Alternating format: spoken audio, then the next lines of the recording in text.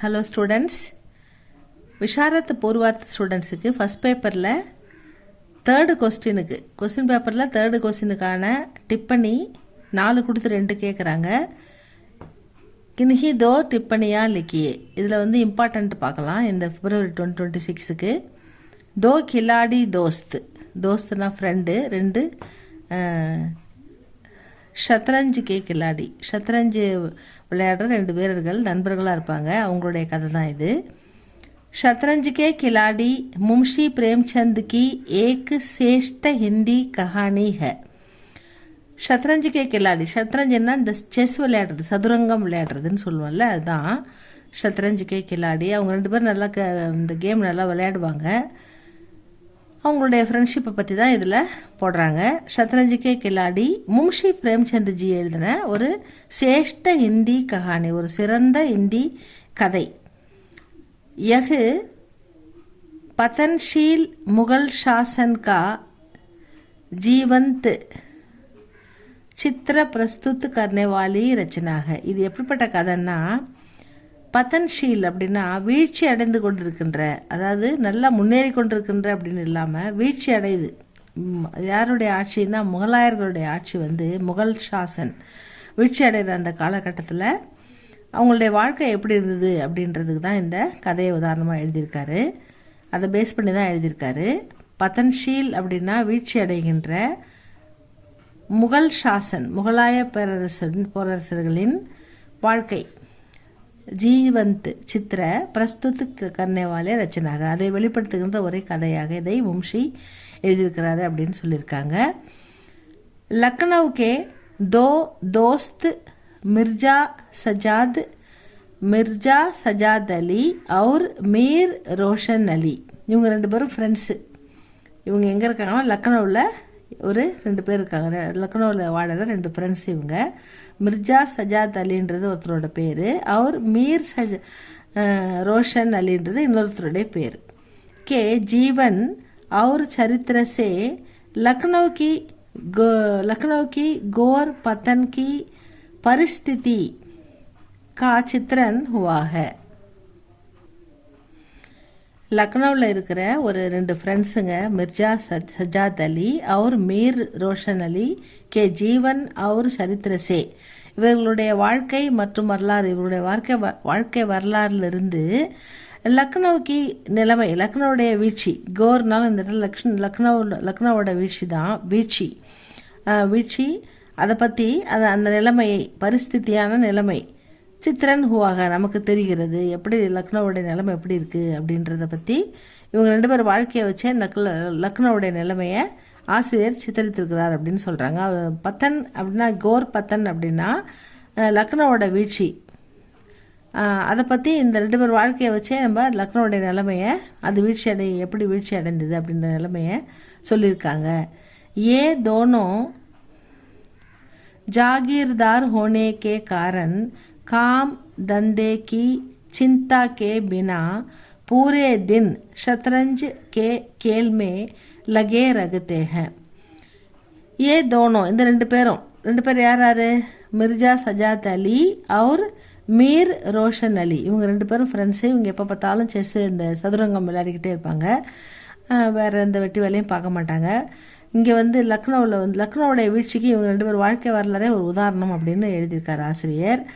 இவங்க ஏ தோனோ 2 பேருமே எப்படிப்பட்டவங்கன்னா, ஜாகீர்தார் அப்படின்னாக்கா நிலப்பிரபுக்கள், நிலத்துக்கு சொந்தக்காரர்களான இவங்க. ஜாகீர்தார் ஹோனேக்கே காரன், அவங்களுக்கு ஒரு நிரந்தரமான வருமானம் வருது, அதை மேற்கொண்டு வேலைக்கு போகணும், சம்பாதிக்கணும், வாழ்க்கையில் முன்னேறணும்னு இல்லாமல் அந்த வருமானத்தை வச்சு இவங்க எப்போ பாரு வந்து சோம்பேறித்தனமாக விளையாடுறது, குடிக்கிறது, இப்படி தான் இருக்காங்க அப்படின்னு சொல்கிறாங்க. ஜாகீர்தார் ஹோனேக்கே காரன், ஒரு நிலத்துக்கு சொந்தக்காரங்களாக இருந்தாலும் இவங்க, காம்னா வேலை, தந்தேன்னா தொழில், காம்னா ஒர்க்கு, வேலைக்கு போய் ஏதாவது தொழில் செஞ்சு வேலை செய்கிறது, தந்தேன்னா ஏதாவது தொழில் செய்கிறது.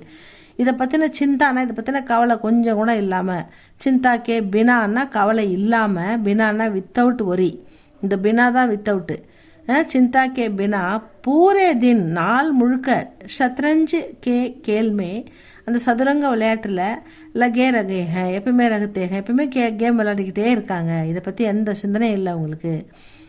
கர்மே ஷத்ரஞ்சு கேள்னேமே பாதா படுத்திக வீட்டில் வந்து எனி டைம் உட்காந்து எல்லா நேரமும் விளையாடிக்கிட்டே இருந்தால் வீட்டில் இருக்கிறவங்க திட்டுவாங்கல்ல.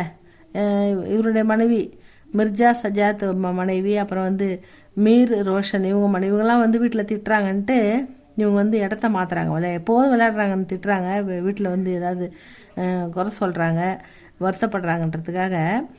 घर में शतरंज खेलने में बाधा पड़ती है तो शहर की सीमा पर वीरान स्थान पर जाकर खेल जारी रखते हैं.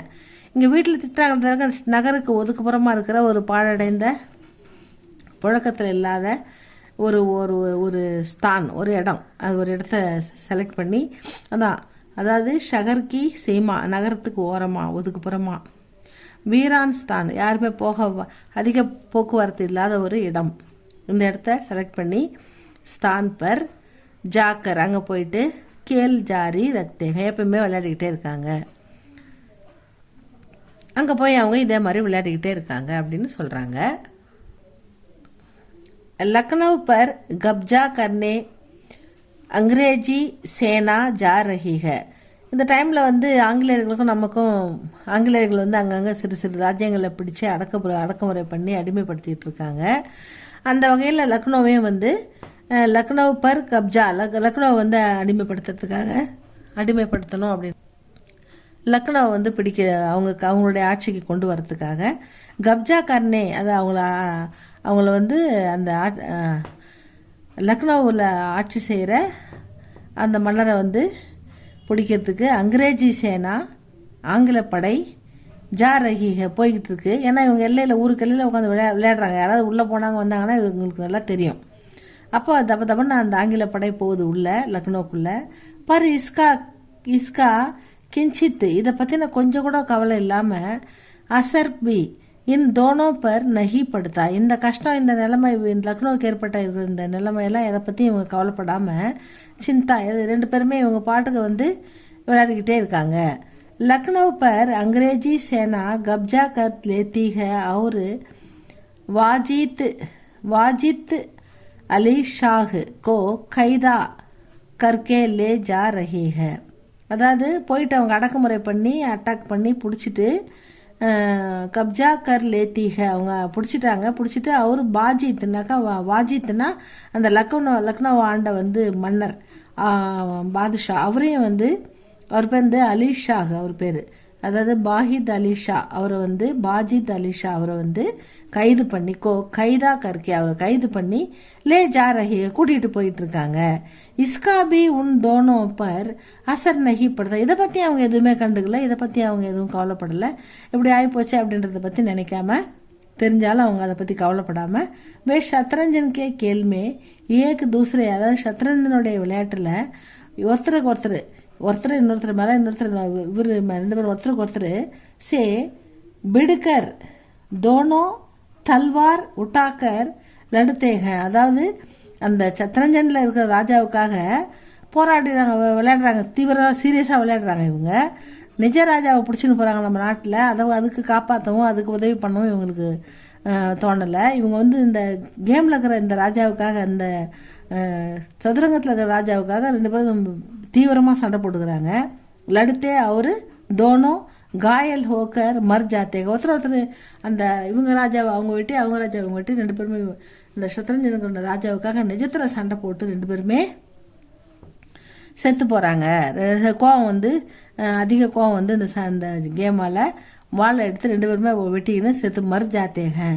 अपने नवाब के लिए एक बूंद आंसू न பகானே வாலே அதாவது தன்னுடைய நவாபன் தன்னை ஆள்கின்ற நம்ம நாட்டை ஆள்ற நவாபுக்காக இவங்க ஒரு கண்ணீரும் வடிக்கலை, ஒரு கவலையும் படலை, ஒரு உறுதுணையாகவும் இல்லை, அந்த போருக்காக உதவியும் பண்ணலை, ஒரு சொட்டு கண்ணீர் கூட ஏக்கு பூந்துன்னா என்னது ஒரு சொட்டு ஆசு கண்ணிலேருந்து தண்ணி கூட பகானே வாலே ஏ தோணும். शतरंजन के वजीर की बचाव में अपने प्राण छोड़ देते हैं. அந்த சத்ரஞ்சனில் இருக்கிற ராஜாவுக்காக நிஜ ராஜா அதில் விளையாடிக்கிட்டு இருக்க அந்த விளையாட்டு ராஜாவுக்காக நிஜமாகவே ஒருத்தர் வெட்டின்னு செத்து போகிறாங்க. அந்த அளவுக்கு ஒரு தீவிரமாக, அந்த அளவுக்கு இந்த மாதிரி மோசமான ஒரு நிலைமை தான் வந்து முகலாயர்கள் ஆட்சி காலத்தில் கடைசியில் இறுதியில் வந்து நாட்டில் மக்களோட நிலைமை இப்படி இருந்திருக்குது அப்படின்றத அந்த நம்ம முன்ஷி பிரேம்சந்த்ஜி வந்து இந்த கில்லாடிங்க மூலமாக விளக்கியிருக்காரு அப்படின்னு சொல்கிறாங்க. இவ்வளோ தான் ஸ்டூடெண்ட்ஸ். இதில் வந்து நீங்கள் 5 மார்க்குன்றதால நான் இங்கே பென்சிலில் மார்க் பண்ணியிருக்க மாதிரி, அது உங்களுக்கு தெரியுதான்னு தெரியல. இந்த மார்க் பண்ணிக்கிறத மட்டுமாவது எழுதுங்க போதும். நீங்கள் மீதெல்லாம் விட்டுருங்க. இந்த முக்கியமான பாயிண்ட்டை மட்டும் எழுதுங்க, உங்களுக்கு மார்க் வந்துடும். 5 மார்க்கு தானே, இந்த பாயிண்ட்டை மட்டும் எழுதுங்க. இது உங்களுக்கு பிடிச்சிருந்தா சப்ஸ்கிரைப் பண்ணுங்கள், லைக் பண்ணுங்கள் ஸ்டூடெண்ட்ஸ். அடுத்து இன்னொரு இம்பார்ட்டன்ட் போடுறேன், அதுவும் பாருங்கள். ஒரு 5க்கு ஒரு 3ஆவது படிச்சுட்டு போங்க ஸ்டூடெண்ட்ஸ். தேங்க்யூ ஃபார் வாட்சிங்.